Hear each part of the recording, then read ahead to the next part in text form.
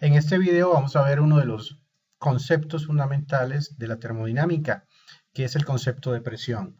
Es importante porque muchas de las propiedades de las sustancias en los sistemas termodinámicos están relacionadas con esta presión. La presión, podemos decirlo de esta manera, es algo así como cuando es una fuerza promedio que se ejerce sobre las paredes de un recipiente en el caso de que estemos hablando de un fluido.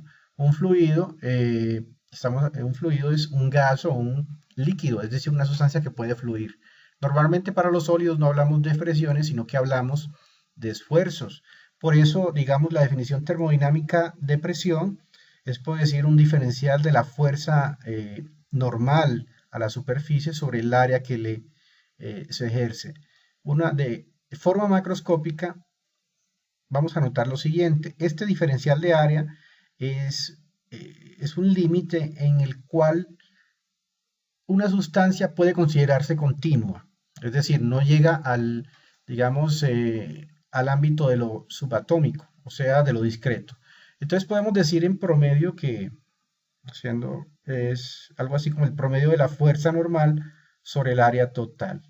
Bueno, en el sistema internacional vamos a ver que las fuerzas vienen expresadas en newtons y el área en metros cuadrados. Esa unidad en particular tiene un nombre, newton sobre metro cuadrado, que es el pascal. No obstante, la unidad de pascal es una unidad extremadamente pequeña, tanto así como lo siguiente: una atmósfera de presión, que es, digamos, por así decirlo, la presión atmosférica a nivel del mar a una temperatura estándar de 25 grados centígrados, es alrededor de 101.325 pascales. Aquí nos damos cuenta de que, evidentemente, pascal es una unidad muy pequeña. Por eso normalmente utilizamos una unidad de presión que no es exactamente el sistema internacional, pero es muy parecida, que es la atmósfera. Lo más parecido a una atmósfera es lo que llamamos un bar. Un bar, sí, bueno, es una unidad derivada del sistema internacional que equivale a 10 a la 5 pascales, es decir, 100.000 pascales. En el sistema inglés podemos ver la equivalencia. Se usa la libra-fuerza por pulgada cuadrada, o lo que llamamos comúnmente PSI, que, por ejemplo, una atmósfera equivale a 14,696 libra-fuerzas por pulgada cuadrada, o PSI, que es muy usada, una unidad muy usada en la ingeniería. En termodinámica nos interesa mucho saber la presión absoluta, porque es evidentemente lo que usamos en todo tipo de ecuación de estado o ecuación termodinámica. Sin embargo, lo normal es que no tengamos un acceso, una lectura directa a las presiones absolutas, sino lo hacemos de una forma relativa, lo que llamamos presión relativa, que tiene que ver con la relación de la presión comparada con la presión atmosférica. ¿Por qué? Porque todos nuestros sistemas termodinámicos en ingeniería están inmersos en una atmósfera. Para explicarlo de una manera gráfica, observamos aquí en este esquema que esta es la medida de la presión y la línea amarilla es la presión atmosférica.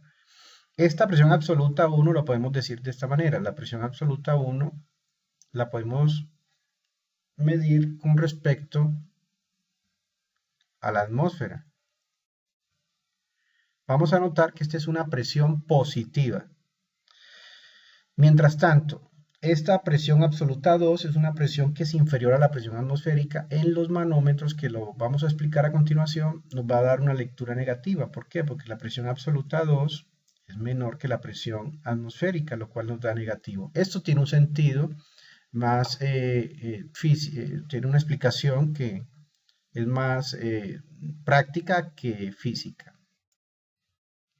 Cabe anotar aquí una diferencia importante. Normalmente la lectura de la presión atmosférica le llamamos presión barométrica, porque utilizamos el instrumento barómetro para medirla en esa. La presión atmosférica en general depende de la altura con respecto al nivel del mar. ¿cierto? No es lo mismo una ciudad que esté a nivel del mar que una que esté a unos 3.000 metros sobre el nivel del mar. Bueno, las otras lecturas, o sea, para las presiones absolutas, vamos a llamarla de esta manera presiones manométricas y vamos a explicar su principio de funcionamiento. Aquí vemos el esquema de lo siguiente. Observamos que hay una medición, se puede hacer una medición de la presión absoluta del fluido de una forma relativa.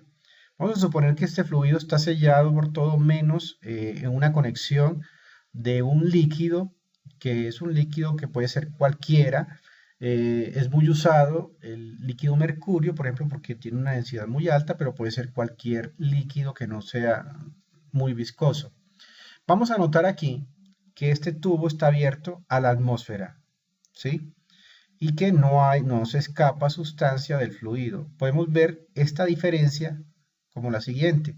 En este caso, la presión del fluido, vamos a escribirlo por acá, la presión de ese fluido en este caso va a ser mayor que la presión atmosférica, ¿sí? Porque es capaz de levantar este fluido una altura determinada que vamos a llamar L.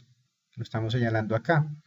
Lo que observamos es que podemos de forma indirecta calcular la presión absoluta del fluido recurriendo a esta altura de, del líquido usado en los sistemas manométricos, porque existe una relación directa. Podemos decir que la diferencia de presión entre el fluido y la presión atmosférica se calcula de la siguiente manera, a través de la densidad del líquido utilizado en la columna, por la altura, por la aceleración de la gravedad. Esto es lo que llamamos la presión hidrostática. Hagamos un ejemplo sencillo en el cual se utiliza esta ecuación. Por ejemplo, dice así, un barómetro para medir la presión absoluta muestra una columna de mercurio de altura de 725 milímetros. La temperatura es tal que la densidad del mercurio es de 13.550 kilogramos por metro cúbico. Determine la presión ambiente. Entonces, si tenemos en este caso este barómetro, lo que tenemos que aplicar es básicamente la ecuación que mencionamos hace unos instantes. El delta P va a ser igual a la densidad del mercurio en este caso por la altura por la gravedad. Sabemos que la densidad de mercurio ya está en el sistema internacional, que son 13.550 kilogramos por metro cúbico. Y también tenemos que la aceleración de la gravedad la podemos tomar como 9,80 metros sobre segundo cuadrado. Y la altura es de 725 milímetros, que equivale a 0.725 metros. Entonces no es sino un reemplazo directo de la expresión y obtendríamos la presión en pascal. Entonces sería 13.550 kilogramos sobre metro cúbico multiplicado por la altura, que serían 0.725 metros, por la aceleración de la gravedad, que sería 9,80 metros sobre segundo cuadrado. Vamos a notar que las unidades se nos van a simplificar de tal manera que nos den en newton sobre metro cuadrado.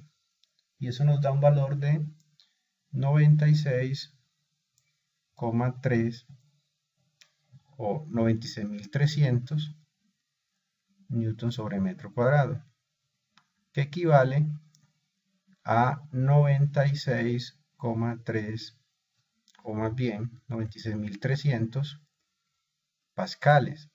Para hacerlo un poco más práctico sería algo así como 96,3 kilopascales, que es una unidad más común.